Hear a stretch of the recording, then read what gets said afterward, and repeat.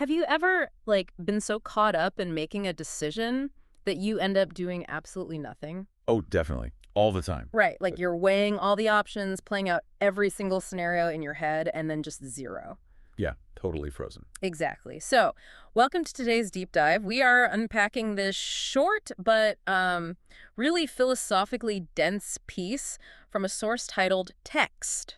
And it essentially deconstructs the whole concept of analysis paralysis. Yeah, our mission today is to explore this kind of self-consuming cycle of overthinking. Right. And why trying to, intellectually maneuver your way out of feeling stuck usually just traps you even further. So jumping right in, the text has this core argument, which is that flipping the phrase from analysis paralysis to paralysis analysis changes absolutely nothing, Yes, total wash. which I found so interesting because, I mean, I have to push back a little here. Shouldn't analyzing, like, why we are paralyzed actually help free us from it? You would think so, right? Yeah. It sounds super logical. But the source material explains exactly why this fails. They introduce this amazing metaphor of the linguistic Ouroboros. Oh, the snake eating its own tail. Exactly. So if you analyze the paralysis, you just end up thinking more about why you're stuck. Which keeps you stuck. Right. And then if the paralysis dictates the analysis, well, you're stuck because you just think too much. So you really can't win either way. No, you can't. It's a closed loop. But because this internal loop feels so intense, it kind of tricks our brains, doesn't it? Oh, 100%. Like, it tricks us into thinking we're actually doing something productive. Yeah, the illusion of effort. The author has these vivid analogies to illustrate this. I loved these. Let's unpack them.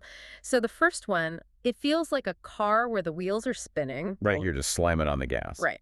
The engine is super loud, the RPMs are redlining, but You're in neutral. exactly, the vehicle doesn't move a single inch. So much noise, zero real-world progress. And then there's the second analogy, which Uh-huh. honestly hit a little too close to home for me.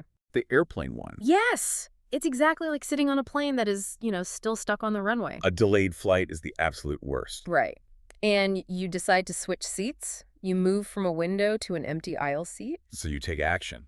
Right. You take physical action. The view changes slightly, but You aren't going anywhere. you're still grounded. It's wild. Because, as the text concludes, all of this intense mental effort leads to the exact same void of inaction. The void of inaction. Wow. Yeah, changing the order of the words or, shifting your seat.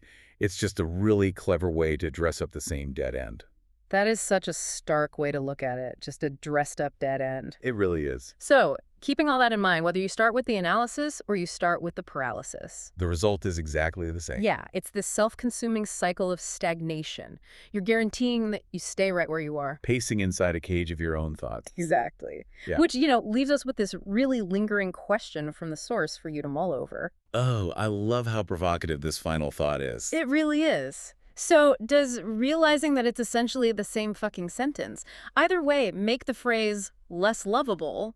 Or, does it just perfectly add to the irony? Right. Does it just make it that much more ironic? Something to think about the next time you find yourself stuck on the runway.